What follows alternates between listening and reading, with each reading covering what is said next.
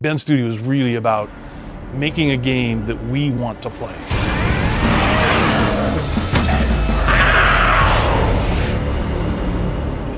Ben Studio, from a development perspective, to me means a studio that's kind of punching outside its weight class. It's really kind of biting off a lot and chewing it and doing things that people didn't think were possible, and we just kind of said, we're gonna make this really big game called Days Gone. When we were tossing around ideas for a new IP, because we were given the chance to say, hey, Ben Studio, you can make something brand new, something, you're just gonna create this thing and create a world and create characters and create the gameplay experience. What we've always done is single-player narrative-driven games.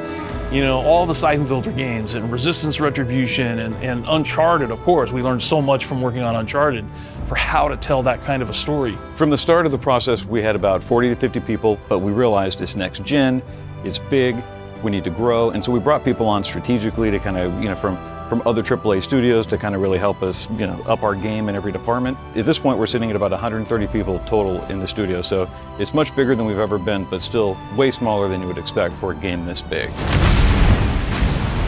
There is a lot of passion in the studio for the things that make up the game. We have a lot of guys at the studio that have Harleys and other types of bikes, and they all ride. We got a lot of people who, you know, longtime bikers and, you know, new bikers, you know, older guys like myself who kind of come into the fold and really wish we'd done it sooner, but it's a strong culture. We go on rides and it really kind of helps us relate to the experiences. I think that that's where the sort of the mojo in the studio comes in, is we have guys who are immensely talented at what they do. Like one engineer spearheaded the entire horde, as an example, figured out a way to get 500 creatures on the screen at the same time. I mean, that's an amazing achievement, and that's just one example where we have like peak individuals working at the top of their game, and that's the only reason Days Gone exists. Building an open world horde game with a motorcycle, new IP, all these things at once, and a new engine, a new team.